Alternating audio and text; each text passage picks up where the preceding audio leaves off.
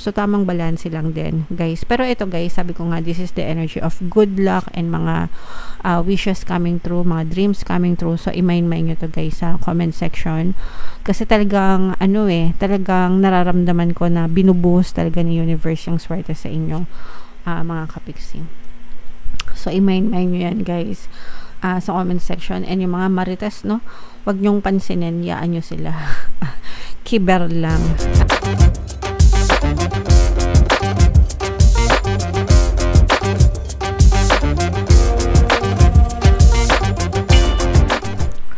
Hello guys, hello Scorpio, welcome back to Pinoy Pixie Tarot. Ang pamagat ng episode natin for tonight is full moon kapalaran para ngayong August to September para sa Scorpio, Sun, Moon, Rising, Sign, and Venus. General reading lang, guys, pwede mag-resonate, pwedeng hindi, pwedeng positive, pwedeng negative, mga kapiksi. And yung ating full moon ngayong August ay sa August 19, guys. And yung next na full moon naman natin ay sa September 17. So ang reading na to ay para sa period na yan. And ito yung ang pamagat ng full moon natin ay Sturgeon moon, mga kapiksi. So ito yung ating moon message para sa inyo, guys, no. Your commitment is being tested. Tinetest ni universe, guys, yung commitment nyo, yung paninindigan, no. Pag sinabing commitment, paninindigan nyo dun sa mga desires nyo, dun sa mga bagay na gusto nyo, dun sa mga dreams nyo, dun sa mga pinagdadasal nyo, pinagpapanata nyo, hinihiling nyo.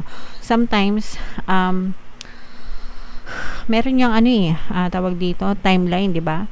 Hindi naman lahat agad-agad na mga pinagdadasal natin is nakakamtan natin sa ating physical reality. Sometimes matagal, sometimes mabilis. Unang-una, depende sa mga blocks, depende sa mga paniniwala nyo, and kung gaano kayo ka-committed dun sa mga desires nyo. Ibig sabihin, gaano kayo naninindigan na ito talaga yung gusto ko. Kasi sometimes, yung mga gusto natin, nagbabago naman yan, no? Nagkakaroon tayo ng mga change sa mga preference natin, no?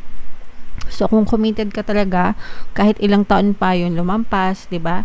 Yun pa rin ang gusto mo, yun pa rin yung desire mo. And sabi nga dito, your commitment is being tested. Tinetest ni universe kung gaano ka ka-committed, no? So, kahit na may mga challenges or pagsubok ka, kung yun pa rin yung gusto mo, sabihin ni universe, ito pa rin talaga yung gusto niya. O sige, ibigay na natin. Okay? Ganon, mga kapiksi. So, comment down below, guys, kung gaano kayo ka-committed sa mga dreams nyo, no? Attune to the moon, I am committed to my dreams and move towards them with confidence. Okay? So, i-comment nyo yan sa baba, guys. I am committed to my dreams.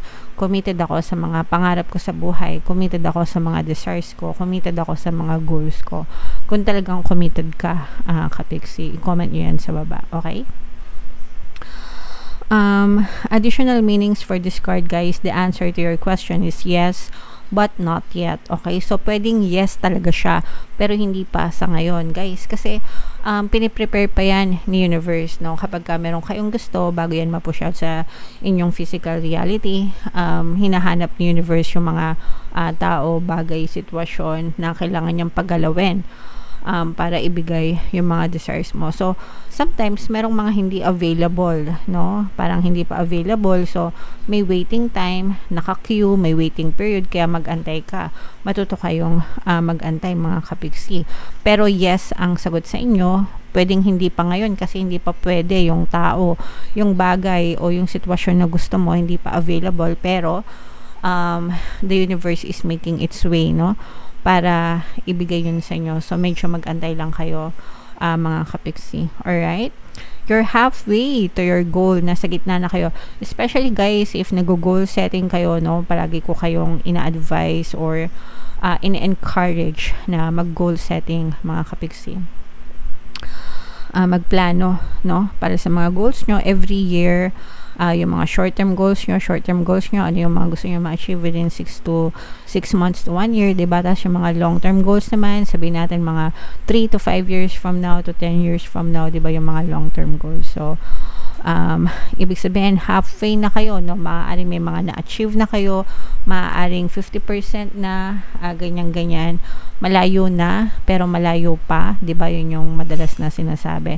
Pero ang importante is may progress kayo. You still need to put in a bit more effort, konting effort pa, guys. Yung effort, guys, hindi lang yan sa pagtsatsaga, hindi lang yan sa pagkilo sa physical reality. Ini-effortan din natin yung pagdadasal natin. Again, yung pagkilos at pagtsatsaga, and yung positive mental diet. Yung number 3, yung positive mental diet, yan yung nakakalimutan ng mga tao. Okay? Ang palagi lang nilang ginagawa is magdasal, yes, and magsipag. Pero yung number 3, yung positive mental diet, nakakalimutan ng mga tao.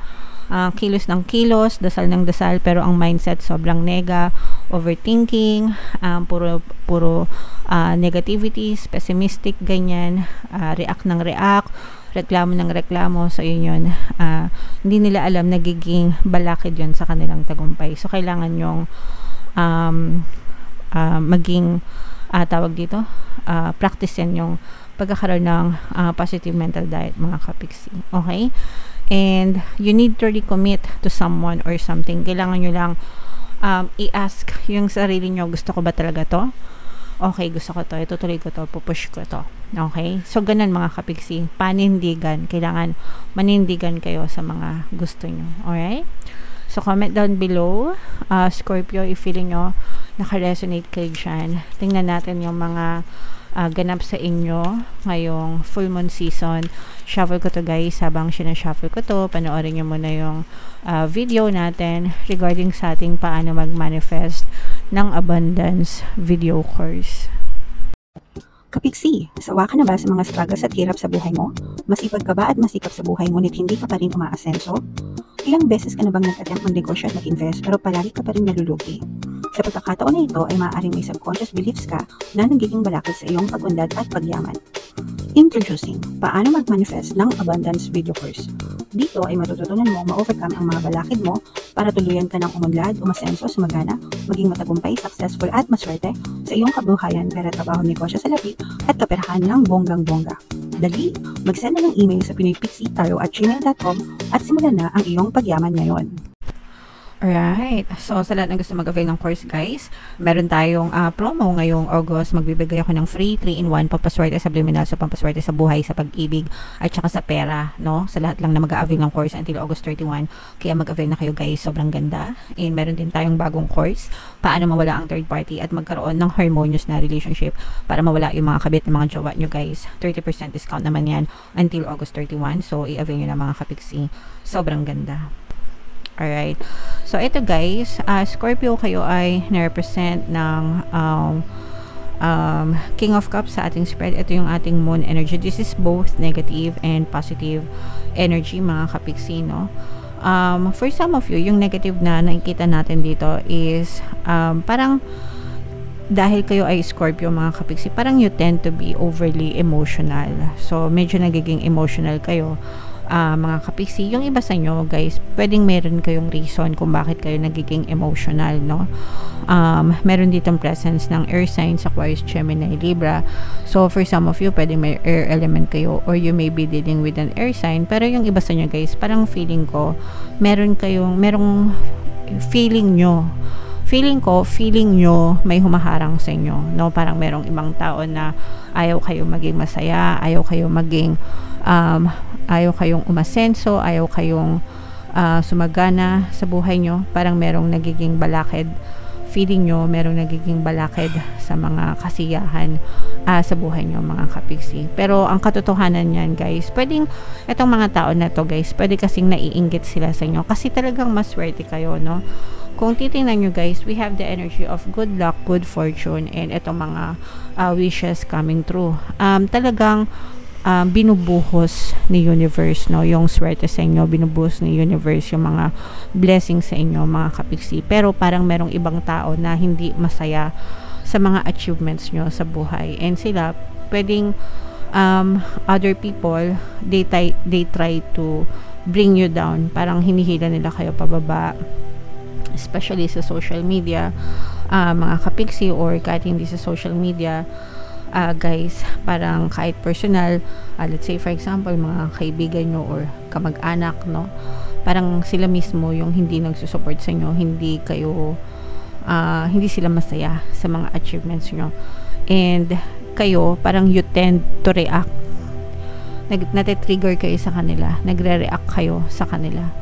So, don't, no? Kumbaga, wag kayong magpa-apekto sa kanila, mga kapiksi. Instead, be kind to them, no? Kasi pag naging mabait kayo sa kanila, magiging mabait din sila sa inyo, mga kapiksi.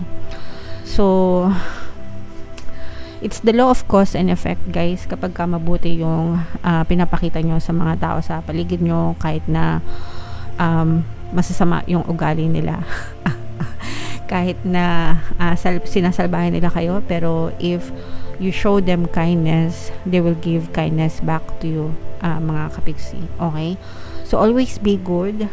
Although, kailangan nyo din protektahan yung sarili nyo, mga kapiksi, para hindi kayo abusuhin, ganyan. So, tamang balance lang din, guys. Pero ito, guys, sabi ko nga, this is the energy of good luck and mga wishes coming true, mga dreams coming true. So, i-mind nyo to, guys, sa comment section. Kasi talagang, talagang nararamdaman ko na binubuhos talaga ni universe yung swerte sa inyo, mga kapiksi. So, i-mind nyo yan, guys, sa comment section. And yung mga marites, no, wag nyong pansinin, yaan nyo sila. Kiber lang, mga kapiksi. Yung iba sa inyo, guys, parang you are being advised nga na magpahinga naman kayo, medyo magmenor. Ayan, oh, grabe, this is abundance of money, guys. Medyo magmenor. Ito, meron pa ang actually, guys, mabilis, no? Hindi ko alam kung nararamdaman nyo for some of you, Scorpio, parang ang bilis ng pasok ng swerte sa inyo. Comment down below, guys, if nararamdaman nyo to. Parang ang bilis ng pasok ng swerte sa inyo na hindi nyo ina-expect, hindi nyo hinagap na parang dati ganito lang kayo, pero ngayon ganito na kayo. Yung mga ganon, yung mga ganong tipo ng success stories, yung feeling ko na nararanasan nyo kasi mabilis, no?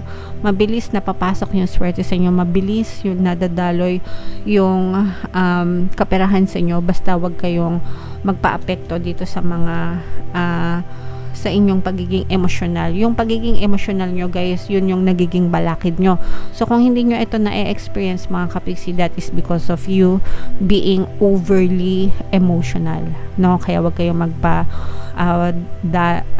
magpa-dalos-dalos, wag kayong magpadala sa mga bugso ng inyong mga emosyon, mga kapiksi, kasi yan yung nagiging balakid nyo sa mga swerte sa buhay nyo. Okay?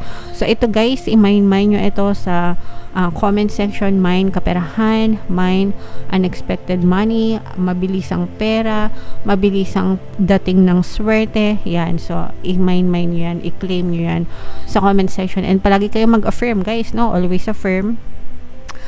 Kung di kayo marunong mag-affirm, guys, makinig na lang kayo ng mga pampaswerte subliminals natin, kasi dito tambak na tambak yung mga positive affirmations dyan. Ginawa ko na yan para sa inyo, wala na kayong gagawin, makikinig na lang kayo. Okay, pero importante wag kayong magnega, guys, kasi pag naninega kayo, kinokontra nyo yung mga positive affirmations dun sa subliminals, mga kapiksi. Libre lahat sa YouTube, guys, makikinig lang kayo. Okay, so ito yung ating mga pampaswerte subliminals. Pakinggan nyo, guys, para makatulong sa inyo. And ito naman yung ating success stories ng paano mag-manifest ng abundance video course. Click here to subscribe, guys, and click here to join our membership program. Thank you for liking, sharing, and subscribing, and see you again next time. I love you all, guys. Have a nice day. Bye bye.